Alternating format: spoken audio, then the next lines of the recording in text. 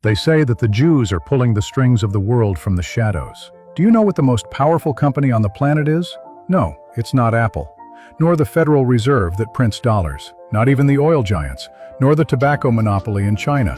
The real beast is hidden. It's called BlackRock. Many haven't even heard of it, but it's the largest asset management firm in the world, without competition. And guess what? It's 8 founders, all Jews. BlackRock has fingers in everything. It controls a large part of Ukraine's state assets. It is the main shareholder of Tokyo Electric. Yes, the same one that dumped radioactive water into the ocean. And who benefits when more people get cancer from that contamination? Well, it turns out that BlackRock is also the largest shareholder of AstraZeneca, the largest pharmaceutical in the US. Remember the Huawei case? The data was sold to HSBC, whose largest owner is BlackRock again. And just in case, it's also the main shareholder of Lockheed Martin, the world's largest arms manufacturer. But wait, there's more. The second largest asset management firm is Vanguard, who controls Apple, Microsoft, Google, Twitter, Intel, Pepsi, JP Morgan. Well, yes, Vanguard. And now comes the best part. Who is the largest shareholder of Vanguard? BlackRock. Look, there's a fact that few know. Of all the ethnicities in the world, only the Chinese have never persecuted or killed Jews. Everyone else has. Why? Because every time a country goes bankrupt, it looks for a scapegoat. And since the money always ends up in Jewish hands, they blame them, throw them out, and keep their wealth. But how did they accumulate so much power? Let me tell you a real story that will leave you frozen. In Las Vegas, there was a taxi driver named Carlos. From his 30s, he was in his car, working sun up to sundown. One day, after a bad investment, he ended up with $400,000 in debt, totally sunk. Until one day, a Jewish passenger got in. Carlos, being a good conversationalist, told him his misfortune. The guy asked him, "How much do you earn a day with the taxi?"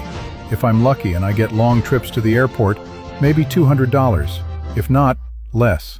Then the Jew told him, very calmly, "I can make you earn more than $2,000 a day. Do you believe me?" Carlos thought, "This guy is crazy." But the man continued, "Imagine all your trips were to the airport. 10 trips a day, more than $1,000, easy." "But I can't choose my passengers," said Carlos. "Of course you can. Go to the luxury hotels. Talk to the doorman and the concierge. Tell them, 'Hey brother, every time you have a client going to the airport, send them to me. I'll give you 20% of the fare.' Do you think they'll say no? It's extra cash." Carlos lit up, but then got sad again. "But not even sleeping could I handle so many trips." The Jew smiled. "The real rich don't work. They make others work for them. Recruit other taxi drivers. Create a WhatsApp group. VIP airport route. You get the clients, distribute the trips to them, and keep 30%. They earn more, you earn more. Everyone happy." A month later, Carlos was already billing $2,000 daily. And he understood something key. The rich don't solve problems. They change the game so the problem disappears. That's why a poor person despairs with 50,000 in debt, and a rich person sleeps peacefully with 50 million in loans. Do you know why? Because a dog always chooses the bone before the money. Because it doesn't know that with that money, it can buy 1,000 bones. This reasoning is too powerful.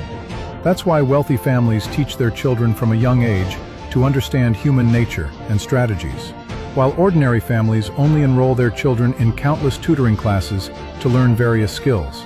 Even if the child dances very well, it only serves to entertain the rich.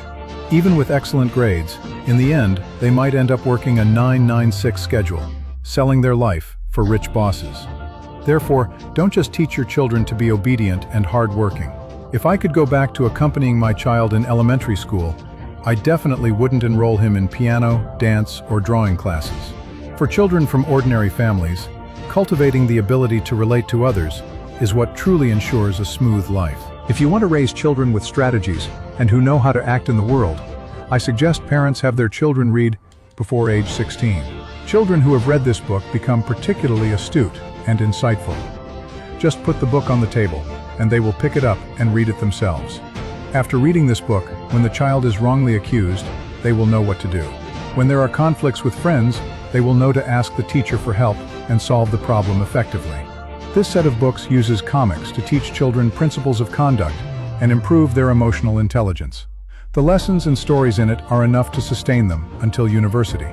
They are life wisdoms that many people only understand after stumbling and suffering losses.